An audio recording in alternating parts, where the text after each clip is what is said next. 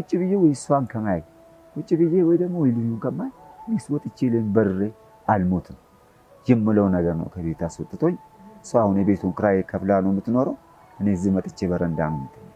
ምንም በሆን እኮ ብዙ ነገር አይቻለሁ፣ ብዙ መከራ አይቻለሁ። ተርቤም አውቃለሁ። አንድ ብስኩት በልቼ እኮ 24 ሰዓት የተዋጋው ጀግና እኮ ነኝ። በአንድ ብስኩት እቴን ነው የምልሽ። አንድ ብስኩት በልቼ 24 ሰዓት የምዋጋ ሰው ነኝ። ግን ያ ሁሉ ወደ ጭንቅላቴ ሲመጣ ብዙ ነገር ውስጤን ይነካኛል። እንግዲህ ያቺን ብትመጣውን ቋጠሮ አለች አይደለም? እሷን እየበላሁ ለምን ደብቅሻለሁ? ከእናንተ ፊት እግዚአብሔር አይደለም ቋጠሮን እየጠበቅኩ ሁለት ቋጠሮ ካገኘሁ አንዷ ራቴን አሳድራለሁ፣ አንዱ ምሳዬን በላለሁ። ከዛም በኋላ አገኘሁትን በልቼ እኖራለሁ። ከዛ በኑሮ ብስጭትነት እኔ ደግሞ አቅሜ ስላነሰ ሰርቼ ለማግኘትም ስላልቻልኩ ቁጭ ብዬ እነሱን ለማየት የቤት ኪራይ እንኳን ለመርዳት ስላልቻልኩኝ ከነሱ ተለይቼ እዚህ በረንዳ ላይ ተኛለሁ። ወይ አባታችሁን ወይ ራሳችሁ ዝመቱ ሲባል ታላቅ ወንድሜ ለመዝመት በሚነሳበት ሰዓት ላይ አይ እሱ ከሚዘምት እኔ መዝመት አለብኝ ብዬ ልክ ራሴን በራሴ ተመዘገብኩና በራሴ ማሰልጠኛ ገባሁ። አንደኛ ለኔም ጎሮሮ፣ ሁለተኛም ለልጁ ጎሮሮ፣ ሶስተኛ ለቤት ኪራይ እያለች እኔ እንዴት ብዬ እሷን ማየት አለብኝ? ወይ ቋሚ ስራ የለኝ ደሞዜን በየወሩ አገኛለሁ ይሄን ብር ረዳታለሁ ብዬ ተስፋ የማደርገው ነገር የለም።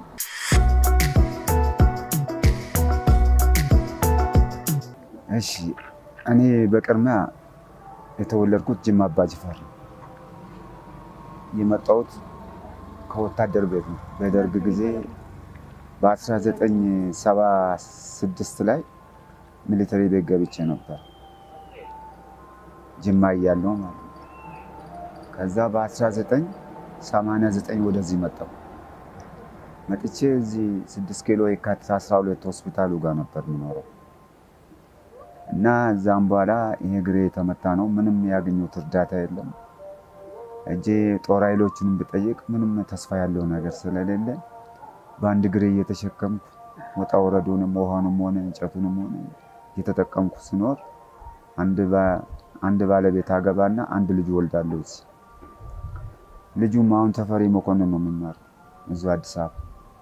ከዛ በኑሮ ብስጭትነት እኔ ደግሞ አቅሜ ስላነሰ ሰርቼ ለማግኘትም ስላልቻልኩ ቁጭ ብዬ እነሱን ለማየት የቤት ኪራይ እንኳን ለመርዳት ስላልቻልኩኝ ከነሱ ተለይቼ እዚህ በረንዳ ላይ ተኛለሁ። ለምን አዝራስ እዚህ ላይ የምናስበው ምንም ረዳቸው ነገር የለም። ወታደር ቤት ስገባ 9ኛ ክፍል ተማሪ ነበር። እዛ ተመልሼ የሁሉም ነገር በጣም ክፉ ነገርም ደርሶብኛል፣ ብዙ ስቃይም ደርሶብኛል። የፖሊስ ድብደባም አለብኝ። እንዴት እዚህ ትተኛለህ ተብዬም የተገረፍኩበት ጊዜም አለ። በቅርብ ጊዜ ደግሞ ለአፈሳ 27 ቀን ቆይቼ ነው የመጣሁት። ታፍሼ መከራዬን አይቼ እንደገና ያውሉ ልጄ መጥቶ እኔን ፈልጎ እኔንም አላገኘም። በቅርብ ጊዜ ነው እኔም እሱም አብረን ነበር የታፈስነው እዚህ። እዛ ቆይቼ በአፈሳ ማሳልፌያለሁ፣ በስቃይም ብዙም ማሳልፌያለሁ። ይሄንን ጀርባዬን ዞሮ ያለኝ ሰው የለም። ያልኩበት እርዳታ ጥየቃ ያልኩበት ቦታ የለም። ሁሉም ቦታ ሄጃለሁ፣ ጠይቄያለሁ። ይደረጋል ነው እንጂ የተደረገልኝ ነገር የለም። እስካሁን ይሆናል ነው የሚባለው እንጂ ምንም የሆነልኝ ነገር የለም። አሁን እኔ በአንድ እግሬ ነው የምሄደው፣ ግን ቀና ብዬ ስሄድ ጤናማ ይመስላሉ ውስጥ እና በጣም ብዙ ስቃይ ደርሶብኛል ከልጅነት ጀምሮ። እኔ እዚህ ሀገር መጀመሪያ አነሳሴ መምጣትም አላሰብኩም። እናቴንም ጥዬ መምጣትም አላሰብኩም። አባቴ በልጅነት ነው ሀገር ቤት እባብ አለ፣ እባብ ነድፎት ነው የገደለው፣ እርሻ እያረሰ እያለ ማለት ነው። እኔ በዛ በስጭት ወንድሜም ከዛ ወታደሮቹ መጡና ወይ ልጄን ወይ አባታችሁን ወይ ራሳችሁ ዝመቱ ሲባል ታላቅ ወንድሜ ለመዝመት በሚነሳበት ሰዓት ላይ አይ እሱ ከሚዘምት እኔ መዝመት አለብኝ ብዬ ልክ ራሴን በራሴ ተመዘገብኩና በራሴ ማሰልጠኛ ገባሁ። ከገባሁ በኋላ ነው እንደውም የጠፋ ብሎ እናቴ ስትፈልገኝ ወንድሜም ስትፈልገኝ በስንት መከራ ልጅሽ እኮ እንደዚህ ቦታ ላይ አግኝተናል፣ እንደዚህ ተመዝግቧል፣ ስለዚህ እሱ አሁን ሄዷል፣ በቃ የትልቁ ልጅ ጠብቄ ተብሎ እኔ እዛ ከደረስኩ በኋላ እዚህ ጦር ኃይሎች ፍላት አየር ማሰልጠኛ የሚባል አለ። እዛ ከገባው በኋላ በደብዳቤ ጽፌ ልኬ ነው መኖሬን እንድታረጋግጬ ብዬ ወደዚህ የሚመጡ አሉ። ለሕክምና የሚመጡ አሉ። በእነሱ ልኬ ነው እስካሁን በህይወት ያሉት። አሁንም ያለሁት በረንዳ ላይ፣ አሁንም ያለሁት ስቃይ ውስጥ ነው። እኔ ጊዜያዊነት ዘበኝነት ተቀጥሬ ነበረ ካፌ። እሷ እየመጣች እዛ እንጀራ ትጋግር ነበረ። እዛው ኦሮሚያ ፍርድ ቤት ወደ ውስጥ የለም እንዲህ ወደ ኮረኮንቹ የሚያስገባ እኔ ጥበቃ ነበርኩ። እሷ እየመጣች እንጀራ ትጋግራለች። እና እንግዲህ ያው የሰው ልጅ በጨዋታ ብዙ ነገር ይግባባል አይደለም። በዛ ሰዓት ላይ ነው የተግባባነው። እኔ በዛን ሰዓት የሆነ ያጠራቀምኩ ብር ነበረች። ያቺን ብር ምንም ያጠፋሁትን ነገር የለም። ያው ምሳዬ ራቴን ቁርሴን እዛው ይሰጡኛል፣ እዛው ነው የምበላው። በቃ እንዴት መሰለሽ የሆነው ነገር ካደረኩላት እቺም ሰው ከሰው ጋር ነው አይደለም። በዛ ተግባባና ይሄን ወንዱ ልጅ በማን ላይ አረገዘች። አሁን እሱ 11ኛ ክፍል ተማሪ ነው። ከዛ ይሄ ልጅ ተወለደ፣ ብሩም አለቀ። እግሬም በጣም እየባሰ እያመመኝ መጣ። ሕክምናም አላገኘሁም። ጦር ኃይሎችም እጄ ምንም መፍትም አላገኘሁም። የምረዳኝ እርዳታ ድርጅት የለኝም። በቃ ከዚህ ቁጭ ብዬ ወይ እሷን ከማይ ቁጭ ብዬ ወይ ደግሞ ወይ ልጁን ከማይ እኔስ ወጥቼ በርሬ አልሞትም የምለው ነገር ነው ከቤት አስወጥቶኝ። እሷ አሁን የቤቱን ክራይ ከፍላ ነው የምትኖረው። እኔ እዚህ መጥቼ በረንዳ ነው የምትኖረው። እሷማ ትፈልገኛለች። እኔ እንግዲህ ከበደኛል። ምን ይዤ ልግባ? ምን ይዤ ልግባ? እሷማ ፍለጋ ልጁም ይመጣልኝ ፍለጋ፣ እሷም ትመጣለኝ ፍለጋ። ግን እኔ ከበደኝ። ወደ ልጄ ምን ይዤ ልግባ? ባዶ አንጀቴ፣ ባዶ ሆዴ፣ ባዶ እጄን ይዤ ብገባ ምን ትርጉም አለው? መልሼ እኮ አሁንም እሷን እያጨናነኩ ነው። አንደኛ ለእኔም ጎሮሮ፣ ሁለተኛም ለልጁ ጎሮሮ፣ ሶስተኛ ለቤት ክራይ እያለች እኔ እንዴት ብዬ እሷን ማየት አለብኝ? ወይ ቋሚ ስራ የለኝ፣ ደሞዜን በየወሩ አገኛለሁ፣ ይሄን ብር እረዳታለሁ ብዬ ተስፋ የማደርገው ነገር የለም። አንድ ነገር እኮ ተስፋ ስታደርግ ነው። እኔና ተስፋ የማደርገው ነገር ስለሌለኝ ቁጭ ብዬ ከማየት ወጥቼ ለምን እንደሰው ልጅ ውጪ ጋዛም በኋላ እዚህ 27 ቀን እዚህ ላይ ሲተኛ ፖሊስ ይዞኝ ወጣት ማይከል ላይ ወደ ፈረንሳይ መሄጃ ከሱ ጋር 27 ቀን ታሰር። ከዛ ተመልሼ ደግሞ ወሰዱኝ ወደ ወረዳ 2 ፖሊስ ጣቢያ። እዛ ደግሞ እንደገና 15 ቀን ታስሬ በቀደም ነው የመጣሁት። ምንም ሳላል በተኛውበት ቦታ ላይ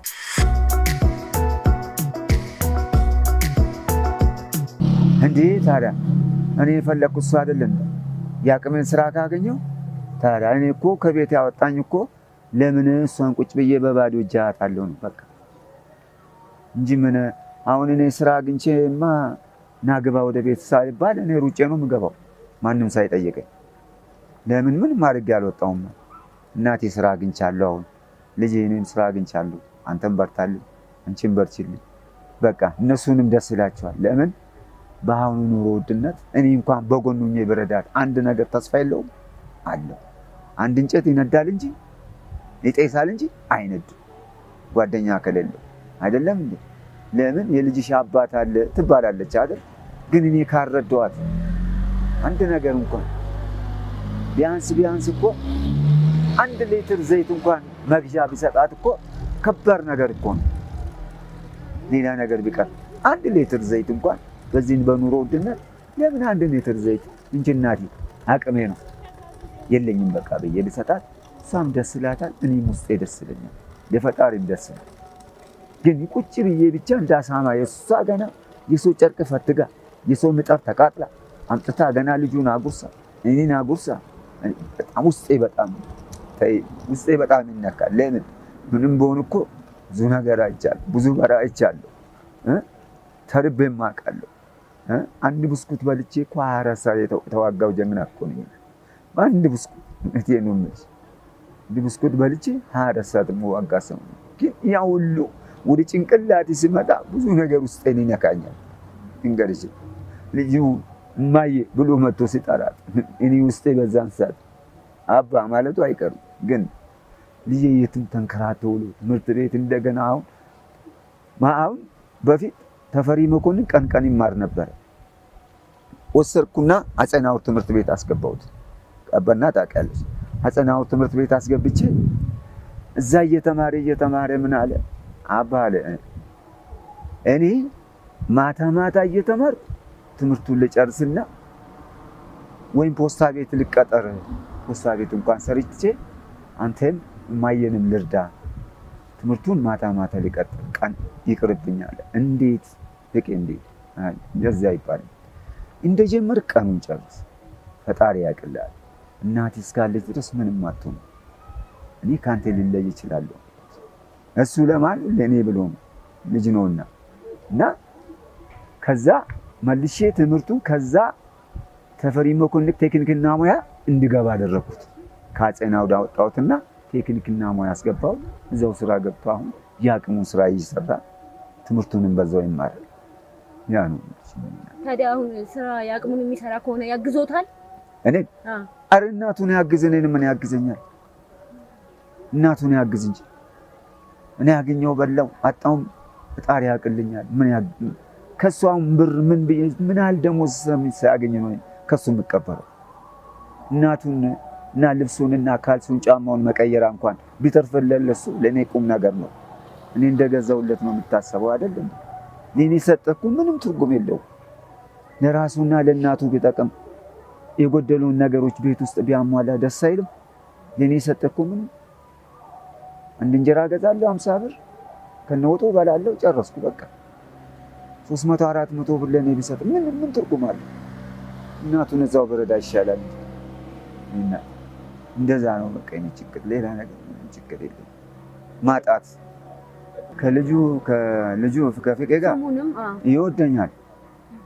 ተው ሰራም አልሰራም እኔ ከእንግዲህ በኋላ ትምህርት እየጨረስኩልህ ነው። ትንሽ ጊዜ ነው አባቴ፣ ከቤትም አትውጣ፣ እናቴም ትጨነቃለች። አንተ በአንድ እግር ልትሞት አንድ ነገር ችግር ቢደርስብህ ነገ የት ብዬ ነው አንተን የማገኘው? ወደ ቤት ተመለስ ነው የምልህ እንጂ ሌላ ነገር ምንም ያጠፋሁት ነገር የለም። ምንም የተጣላነው ነገር የለም። ምንም ያደረገኝ ነገር የለም። ምንም ያረኳቸው ነገር የለም። ልጄ ሆይ አልኩ ቁጭ ብዬ እናቴን ከማየት ውሻ እንኳን ለደጁ ይጮሃል። የምታመጣውን እንጀራ ቁጭ ብዬ ከሚበላ ለምን ያቅሜን እንኳን ሰርቼ ተሸክመ 20 ብርም 30 ብርም 40 ብርም ብትሆን እረዳለሁ።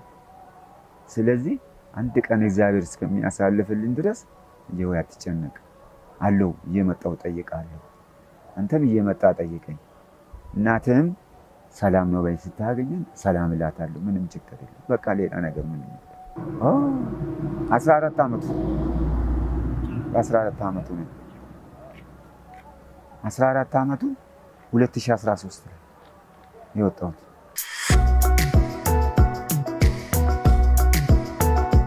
ጥበቃ እጄ ጠይቃቸው ነበር። አንዳንድ ቦታ ላይ ሰውም እየጠቆመኝ ሄድና ጠይቃለሁ።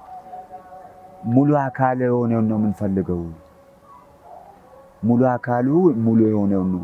አንተ እንደምናይ እያነከስክ ነው የምትሄደው። ወይን ሩጠ አታመልጥም ወይ ሩጠ ላይ ባትይዝም። እኛ አካለ ሙሉ ነው የምንፈልገው፣ አካለ ጤናማ ነው የምንፈልገው። ግን ሰው ይጠቅመኛል።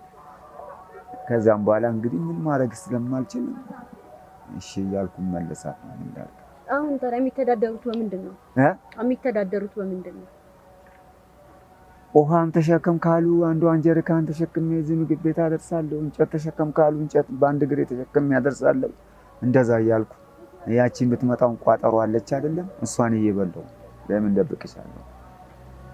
ከእናንተ ፊት እግዚአብሔር አይደለም ቋጠሮን እየጠበቅኩ 2 ቋጠሮ ካገኘሁ አንዷ ራቴን አሳድራለሁ፣ አንዱ ምሳዬን በላለሁ።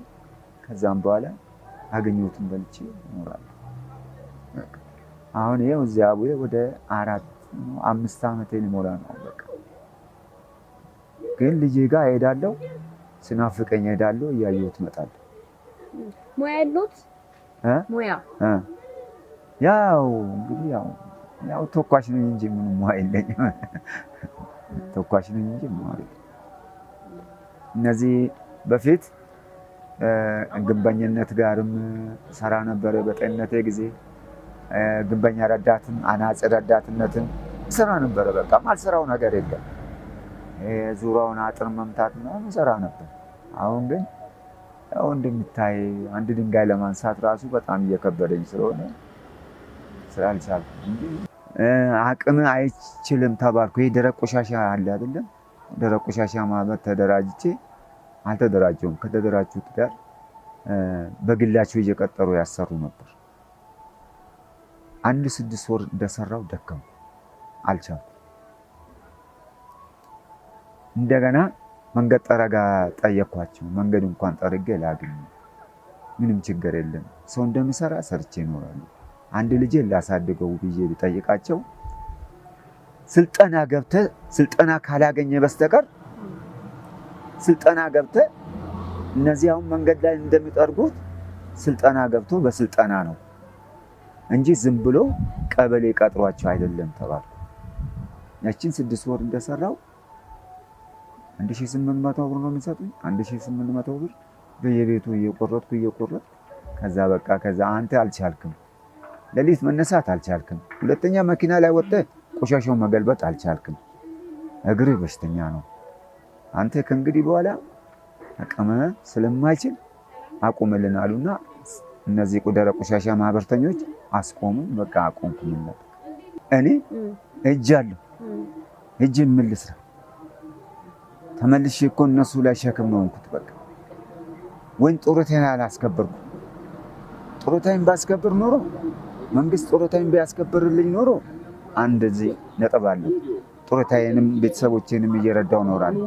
እንኳን ለቤተሰብ ኤርኩኝ 7 ቀን እንዳደርኩ ተመልሼ መጣሁ ወደዚህ ጅማ አባጅፋር 7 ቀን እንዳደርኩ የቡ የሚባል ሀገር ነው፣ ቡና ሀገር ነው ሀገሩ።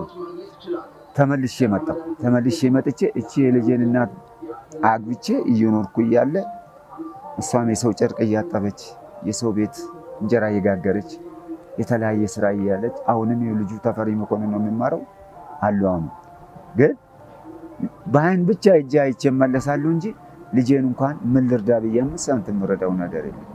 ለምን ብትይኝ እናቴ እጅ ወደ አፍ ነው ባው ሰዓት ያለሁት። ከማገኛት ገንዘብ ከአንድ እንጀራ አትበልጥም።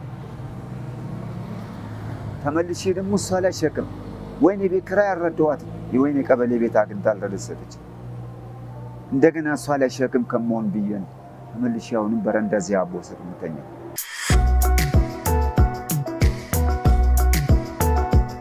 ምንም ያገኘሁት ነገር የለም። ተመታው፣ አዳምጠኝ፣ ተመታው። ኩባ ሆስፒታል ገባሁ።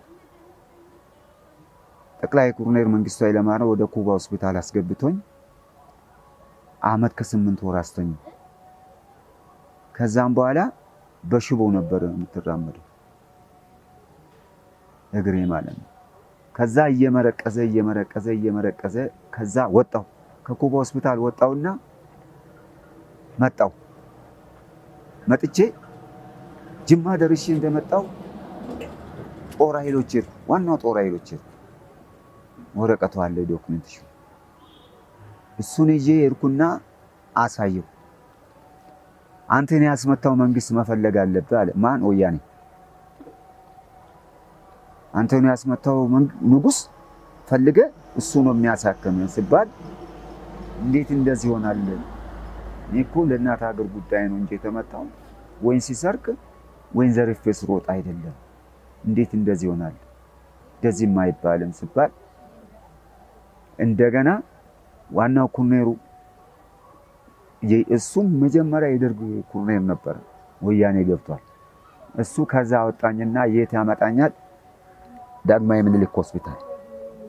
ዳግማዊ ምኒልክ ሆስፒታል አስገብቶ አስመርምሮኝ ወዴት እንሄዳለን? ጥቁር አንበሳ። ጥቁር አንበሳ ስንሄድ እቺ ታረደችና ቆዳዋ ተገፈፈችና እቺ ጥቃቅን የምታካክል ሽቦ አለች ውስጧ። እሷን ይዤ ለካ የምትወጋኝ እሷን ለቃቅሞ አወጧትና እንደ ቱቦ ነገር ነው በቃ ውስጡ አስገብቶት በዚህ ሽኔ ጋር አስገብቶ እንደ ሰንጥቆ አስገብቶት ሰፏት። ሲሰፏት አሁን ሲሄድ ያቺ በፊት የምታመኝ ትታለች። ቱቦ ዝም ብሎ ይለጠጣል እንጂ በቃ ግን እንደ ልቤ መሄድ አልችልም። ሩጬ ማምለጥ አልችልም። ስራመድ ይለጠጣል። ይለጠጣል። አሁንም ቢሆን ማለት እንደዛ ነው እንጂ በቃ ምንም ያገኘሁት እርዳታም የለም፣ ምንም ያገኘሁትም ደጎማም የለም፣ ምንም ያገኘሁት 5 ሳንቲም የለም እስካሁን። ቤላ 18 ሄድኩኝ ጦር ኃይሎች እኛን አይመለከትም ተባለ። ዋና ጦር ኃይሎች ቤላ 18 ሄዳሉ። ቤላ 18 ወጣው ጣሊያን ኤምባሲ እኛን አይመለከትም። በቃ ደከምኩ። ሌላ ምንም ያገኘው ነገር የለም። አዎ በ1976 መጋቢት 28 ነው የተቀጠው።